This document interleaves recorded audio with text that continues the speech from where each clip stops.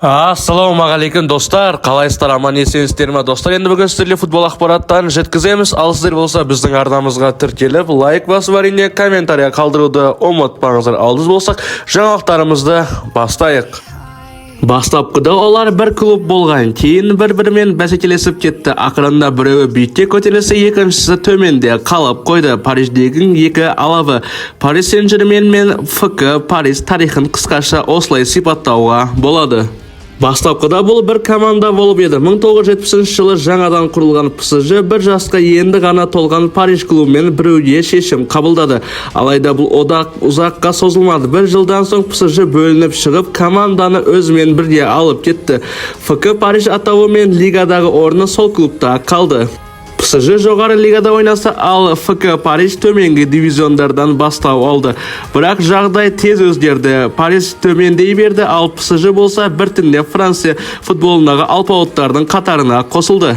Демек, бұл ханзадалардың да өзіндік тарихы бар, әрі ол айтарлықтай бай. Күдікпен қарайтындарға бұл жақсы жауап. ПСЖ мен Париж арасында соңғы ресми матч 50 жылдай болған екен. 50 жылдан бері бір-бірімен ойнамай келеді. Ал енді жарты ғасырдан кейін қазіргі жанкүйерлер Лига 1-де Париж дербиін қайта көруде тарихи мүмкіндікке ие болды. Дұрыс түсініңіз, Париж элиталық дивизионнан жолдама алды. Бұл оқиға Франция чемпионатын көркін қыздыратыны анық, себебі Еуропаның топ лигаларында ең аз дербилердің бірі дәл осы лигада. Англия мен Италияда мысалы тек Лондон дербилерінің өзі оннан асады. Италияда Милан дербисі бар, Рим дербисі бар, және Турин дербисі бар. Испанияда да жетерлік. Жалпы айтқанда дербилер көп, ал осы лигада болса дерби аз еді. Міне тағы бір дерби қосылды Франция лигасына. Бірақ келесі маусымнан бастап жағдай өзгереді. Ең бастысы ПСЖ мен Париж кездесуі тек бір қаланың командаларының ойыны ғана емес, бұл екі түрлі футбол философиясының қақтығысы. Париж клубы өздерінің ақылды, қарапайым санайды екен, жанкүйерлері де солай айтады. Ал өздерінің көршілері Парис Сен-Жермен болса, ПСЖ болса әрине өздері қарапайым емес, ақшаны оңды солды шашады. Короче айтқанда қуғынбай деп жанкүйерлеріне айтады екен. 1969 жылы Париж командасы құрылған, 1970 жылы болса ПСЖ құрылған. Енді екеулері ит пен мысық сияқты. Сіздерге енді бір қызық айта кетейін, ПСЖ мен Париж командаларының арасындағы стадиондардың ұзақтығы 44 метр ғана. Бұл енді Еуропадағы ең жақын. Енді Миландарды айтпай қойын, Интер мен Миланды айтпай қойғанда Париж бен ПСЖ-ның арасында ең жақын болып жатыр. Ойыншылар енді бір-бірінің алаңына автобус жалдамай, самолет жалдамай, пешком ғана барып қайтатын шығар. Ал достар, біз жаңалықтарымызды жалғастыра берейік. Атлетико Мадрид Антониді тартып алғысы келеді. Бүгін испан басылымдары осындай жарқын тақырыптармен шықты. Манчестер Юнайтед бұл бразилиялықпен қоштасуға қарсы емес, бірақ кем дегенде 50 миллион евро сұрап жатыр Антони үшін. Айта кетсек, Антони бұған дейін 2 есе қымбатқа, шамамен 100 миллион евроға сатып алған болады. Манчестер Юнайтед минусқа кіргені осы жерден көрініп тұр. Бұл трансферлер қатысты қызықты жайттар бар. Антонинің бұрынғы клубы Аякс оны бастапқыда сатуға мүлдем ниетті болмаған. Сол кезде оның 30 миллион евро болған трансфермаркет порталындағы құны. Ал Манчестер Юнайтед болса 95 миллион евроға сатып алған. Ал енді 95 миллион евро ұсынып отқаннан кейін Аякс ала салыңдарды. Енді 3 есе көп ақша беріп жатқаннан кейін ойыншыны сатып жіберген. Қазір трансфермаркет порталы Антонидің құнын 20 миллион евроға бағалап отыр. Юнайтед бәлкім осы трансферден шығынды азайтудың жолын іздеп жатқан шығар. Өздері кезінде бразилияқты 3 есе қымбатқа алған еді. Атлетико осындай қадамға барама, жалпы бұл шындыққа жанасады ма, сол да қызық болып жатыр маған. Қазір Антони Бетисте жақсы ойнап жүр. Сірә Манчестер Юнайтед оған келмейтін команда болған сияқты. Соңғы жылдары бұл клубтан кеткен көп ойыншы да солай ойлаған шығар. Атлетико үлкен ықтималдылықпен Антониді алдымен жалға алып, кейін сатып алу құқығымен келіссөз жүргізуді тырысып жатыр. Реал Бетиске келіп өте керемет деңгей көрсетті. Өзінің спортты формасы, голдары, пастары, дриблингтері. Ал Манчестер Юнайтедті онда еш нәрсе көрсете алмады. Қалай десек те Атлетикоға қосымша кепілдік керек, ал Бразилияқты осындай командадан көрі жете өзіміз үшін өте қызықты болар еді. Бетисте мықты клуб, бірақ шын алыстағы Мадридте оның мүмкіндіктері әлде қайда кеңірек болмақ. Сол үшін енді Атлетико Мадридқа барған дұрыс сияқты Реал Бетистің қазіргі ойыншысына. Барселона басшылығының соңғы шешімі клуб ішіндегі жағдайды күрделендіріп жіберуі мүмкін. Джон Лапорта мен оның әрекеттерімен көзге түскен бұл кадрлық саясат трансфер және жалпы футбол клубының ішкі өміріне қатысты болатын. Бірақ бұл жолғы жағдай команда ішіндегі көшбасшылардың ашуын тудыруы мүмкін. Әңгіме Ламин Ямал қазіргі таңда оның келісім шартын ұзарту жұмыстары аяқталуға жақын. Реал басылымы тараптар барлық шарттар бойынша келісіп қойғанын хабарлады. Тек футболшы 18 жасқа толуын күту ғана қалды. Алайда жалақы мөлшері нақты айтылмаған еді. Бұл енді El Nacional порталы бізге жеткізіп отыр. Енді El Nacional порталының айтуына қарағанда, Ламин Ямалға 35 немесе 40 миллион евро беру мүмкін жылына. Не деген ақша айналайын? Қазір Барселонада ең көп жалақы алатын ойыншы Роберт Левандовски, жылына 33 миллион евро. Енді Роберт Левандовскидан да көп ақша алайын деп жатыр Ламин Ямал. Бірақ осындай ақшаға команданың лидерлері, мысалға енді Марк-Андре Тер Штеген, Френки де Йонг және Рональд Араухалары осындай ақшаны Ламин Ямал алуына қарсы болатын шығар. Не дегенмен енді мойындаған шығар Ламин Ямал команданың болашағы деп. Бірақ мұндай көлемдегі жалақы ішкі шиеленістерге себеп болуы ғажап емес. Бұл ұсынысқа байланысты туындайтын салдардың да куәсі келесі маусымда байқайтын боламыз. Сонымен қатар Барселона Рафинямен келісім шартты ұзарту жөнінде келіссөздер бастаған. Қазіргі келісім тағы 2 жылға жарамды. Клуб бразилиялыққа 4 жылға жаңа келісім шарт ұсынуды жоспарлап отыр. Алайда оның қанша жалақы алатыны әзірге белгісіз. Қазір Рафиня маусымына 12 миллион евро алады. Салықтарды есептемегенде таза 6 миллион евро. Ямалға берілген 40 миллионды естіген Рафиня ашуланатыны анық. Бізде айқарап жүрген жоқпыз ғой, бізде нормальный ойнап жатырмыз деп жатқан шығар. Бірақ Рафиня не дегенмен енді түсінуі керек, Ламин Ямал команданың болашағы екенін. Кейіннің қарғысын жеңу өте қиын. Қазіргі заманның ең мықты шабуылшыларының бірі әлі күнге дейін бірде-бір трофей жеңіп көрмеген. Германияның гегемон саналатын клубқа ауысқанына қарамастан, ол алғашқы маусымда ешбір атаққа қол жеткізе алмады. Бұл маусымда да сәтті деп айту қиын. Бавария маусымда Германия суперкубогындағы Байерден жеңілістен бастады. Чемпиондар лигасында ширек финалда жарысты аяқтады. Ал Германия кубогынан ерте кезеңдерде шығып қалды. Клубтың қол жеткізе алатын жалғыз жарысы Бундеслига болып саналады. Және Бундеслига ғана қалды трофей етіп жеңіп алуға. Соңғы турларға дейін Бавария алтын медаль ала ма, әлде Байер қатарынан екінші рет оларды артта қалдыра ма, белгісіз болды. Бірақ маусымның шешуші сәтінде Ливеркузендік дағдарысқа тап болды, көшбасшылықты жоғалта бастады. Бавария чемпиондықты өткен турда қамтамасыз ете алар еді. Ол үшін Майнцты жеңіп, Байердің Аусбургпен тең ойнауы немесе жеңілуі қажет болатын. Алайда Ливеркузендіктер Бундеслиганың ортаңғы командасына қарсы жақсы ойнап, Харри Кейнге алғашқы трофейін тойлауға мүмкіндік бермеді. Сондықтан чемпион тағдыры келесі турда шешілетін болды. Егер Бавария Лейпцигті 3 ұпай алса, чемпиондық бір жолата олардың қолына өтеді. Бұл жағдайдың Байердің нәтижесіне қараудың да қажеті жоқ еді. Алайда Бавария бұл міндетті орындай алмады. Бірінші таймда Бавария 2 гол жіберіп алып, ойыншылары сасқалақтап қалды. Чемпион болуға ондай көңіл күймен жетуі қиын. Бірақ екінші таймда команда өз мінезін көрсетті. Қарсыласын түгел басып тастап, шабуылдармен шаншыды. Кешегі ойында байқасаңыздар, Бавария жеп тастай алды. Бірақ енді не дейміз енді? Бавария кешегі ойында жеңіске жете алмады және тең ұпай иеленіп қайтты. Матч соңында бәрі жақсыдай болды. Бавария есепте алда тұрған, ал кейін матч алдындағы уәдесін орындайтын сәтте жақын еді. Ол бірінші трофейін өзгелерден бұрын тойлауға дайындалған болатын. Бірақ Мюнхеннің қорғаушылары өз айып алаңында клоунада жасап, үлкен қателікке жол берді. Нәтижесінде Йосиф Бурсон қосымша уақыттың 59 секундында айып алаңына кіріп барып, өткір бұрыштан гол соқты.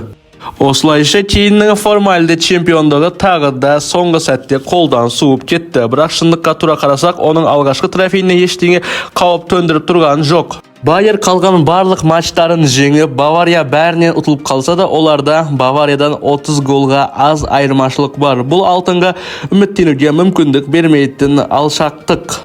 Сондықтан Харри Кейн көптен күткен титулына жетеді, бірақ бұлай соқыр сәттілікпен соңғы турға дейін күтуге тура келеді. Жалпы енді Бавария кеше жеңіске жеткеніне Харри Кейн үйіне трофеймен қайтатын еді. Ал біз жаңалықтарымызды жалғастырайық. Әдетте қаржылық шығынға сараң Ливерпуль басшылығы құрамда үлкен революция жасауды жоспарлап отыр.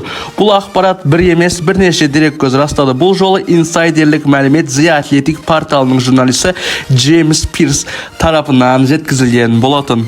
Джеймс Пирс деген енді Ливерпульде қандай ақша құртады, кімдерді алады, кімдерді сатады, полный толықтай айтып берді.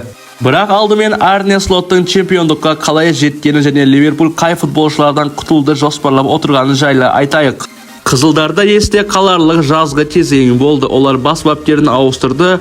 Клубтан аңыз болған Юрген Клоп кетті. Оның орнына нидерландиялық жас маман келді. Сол кезде команданы күшейту үшін бірнеше ойыншы сатып алу керек деп күтілген болатын. Алайда Ливерпуль тек Георги Мамардашвилимен келісімге келді. Ал Валенсиядан жалға қалдырды оны да. Тек трансфер терезесінің соңғы жағында Кезаны қатарларына қосып алды. Қымбат топ трансферлер жасамаса да Ливерпуль чемпион болды. Енді өкінішке орай чемпиондар лигасына ерте ұшып кетті. Бірақ ең керегі ағылшын премьер лигасын жеңіп алды Арне Слот. Ливерпуль клубы енді жазда өздерін керемет деңгейде көрсеткісі келеді және трансферлерге ақша аямайды. Сонымен қатар енді жазда Трент Александр-Арнольд Ливерпульдан Реал Мадридқа ауысады және Дарвин Нунеспен осы жазда құтылады деген ақпараттар да бар. Дарвин Нунес осы ауысымда өзін мүлдем жақсы көрсете алмады. Луис Диас пен Жотаға жақсы келісімдер келетін болса, Ливерпуль клубы сатып жіберуге де дайын екенін ашық түрде жеткізіп жатыр. Бірақ бұл шабуылшылар тек тиімді ұсыныс түскен жағдайда ғана сатылады. Сонымен қалама ойыншы сатып алу керек. Негізгі мақсат орталық шабуылшы алу және қорғанысты күшейту. Жаңа форвардқа Ливерпуль ғарыштық сома төлеуге дайын және Александр Исакты өздерінің қатарларына қосып алғысы келеді. Бірақ енді Александр Исакты оңай ақшаға сатып алмайды. Келесі маусымда енді Ньюкасл чемпиондар лигасында өнер көрсетпейтін болса, Александр Исактың өзі командадан кеткісі келеді және соны Ливерпуль клубы пайдаланып алып, Александр Исакты өздерінің қатарларына қосуды жоспарлап отыр. Не деген бас мынау деймін да.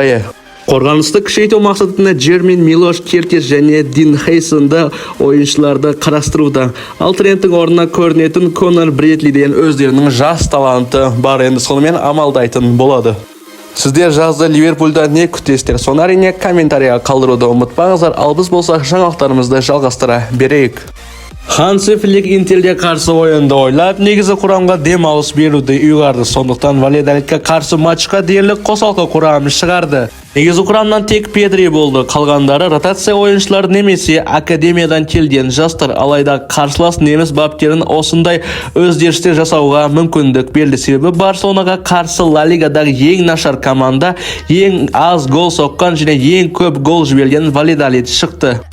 Тіпті қосалқы құрамның өзі де осындай қарсыласты оңай жеңет деп ойлаған, бірақ бәрі керісінше болды. Осы маусымда дәстүрге айналғандай Барселона ойын басында гол жіберіп қойды.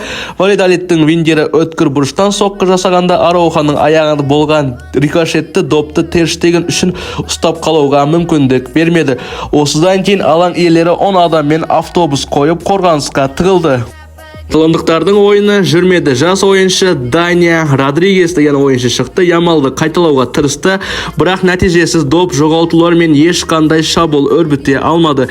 Мессидің мұрагері Ансу Фати де ең нашар өнер көрсеткен ойыншылардың бірі болды. Алдап өте алмайды, не пас та бере алмайды, бітіре алған жоқ. Педри мен Фермин Валедолидтің тығыз қорғанысында жоғалып кетті. Бірінші тайм сенсациямен аяқталды деген әсер қалдырды.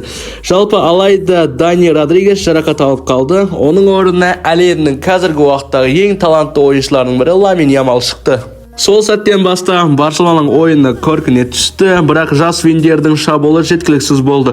Ол креативке бейім, бірақ айналасында 5 ойыншы тұрған кезде ойнауы қиын болды. Оның үстіне дәл пас беретін ойыншы жетіспеді. Алаңға Рафиня мен Френки де Йонгтар шықты. Осы екі ойыншы шыққаннан кейін Валладолидтің қорғанысы ыдырай бастады. Ламин мен Рафиня дуэті нәтижесін берді. Ямал соққы жасады, қақпашы допты сенімді қайтарды. Ал Рафиня допты бұрышқа дәл бағыттап қоя салды. Осыдан кейін Барселона өз мәнеріне көшті. Валладолидтің қақпасын айналасына допты айналдырып жүрді. Одан кейін Фермин Лопес есепті еселеді. Сонымен ойын 1-2 есеппен аяқталды. Есепті 1-2 жеткізгеннен кейін Барселона клубы эконом режимді қосты, қорғанысты ұстады және команданың капитаны Марк-Андре Тер Штеген біраз жерлері сейф жасап, командасын голдардан құтқарып қалды. Кеше Барсаның ойынын көріп, біз командада негізгі лидерлер болмаса, олар еш нәрсе жасай алмайды екен.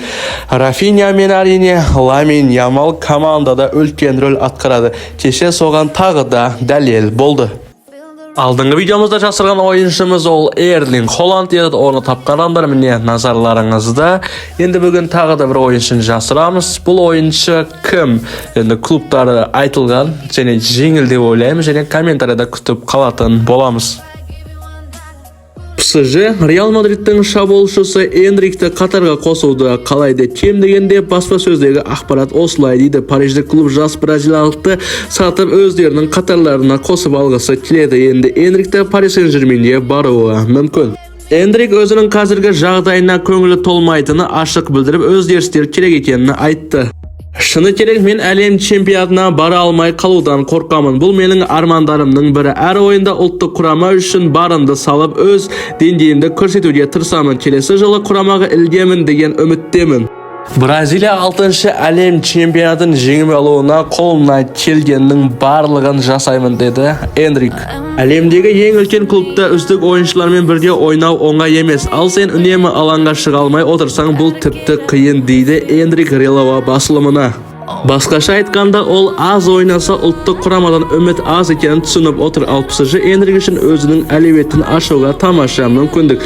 Луис Энрике шабуыл шебінде қиындықтар көріп жүр. Сол себепті Энрикті бұл командаға негізі құрамға орнатуға жақсы мүмкіндік дейді. Энрикті негізі жас талант өте керемет және перспективасы бар. Бұған тек қана ойын уақыты керек.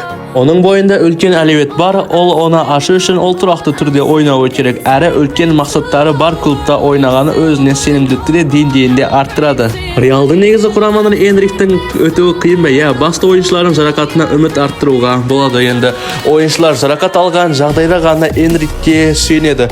Ал басқа уақытта Энрик негізі құрамға шықпайды және 70-ші минуттардан да кей уақыттарда шықпай қалады. Сол себепті енді Энриктің өзі Реалдан кеткісі келеді. Реалдай клубта ойнағанды не істейін, егерде алаңға шыға алмасам деп жатқан шығар. Жалпы жас әрі талантты ойыншылар тақырыбын енді жалғастыра берейік. Енді бұқаралық ақпарат көздері жазғандай, Интер Мадридтің тағы бір жас жұлдызы Арда Гюлерді өз сапына қосуды көздеп отыр. Басылымдар Миландық клуб оның ойын уақытын аз пайдаланып жүргенін жақсы біліп, осы жағдайда өз пайдасына асырғысы келеді және Энрикті өздерінің қатарларына қосып алғысы келеді.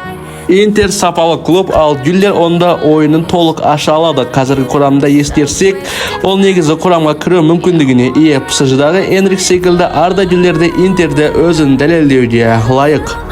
Жас таланттар Реал Мадридтан кетсе де өздерінің бағын аша алады деген ойдамыз. Реал Мадридтан кеттік, мансабың аяқталды деген сөз емес. Мысал ретінде айта кетейік, Мартин Эдегар. Эдегар қазіргі уақытта Арсеналда, Реал оның керек етпеді және Реалдан кетті, Арсеналға бар және Арсеналдың қазіргі уақыттағы капитаны. Арсеналда жаман клуб емес, топ клубтардың бірі. Негізінде Арда Гюллерді алаңға шығаруға болатын еді, бірақ команданың бас бапкері Папа Карло жастарға сенбейді. Сол себепті екі ойыншыда негізі құрамда шығуы аз болды. Ал достар, біздің видеомыз осы. Енді арнамызға тіркеліп, лайк басып, әрине комментария қалдыруды ұмытпаңыздар және де тіркелгеннен кейін колокольчик басуды ұмытпаңыздар және кім алғашқы болып жатса, келесі видеода соларды көрсететін боламыз. Енді тек қана 5 адамды көрсететін боламыз.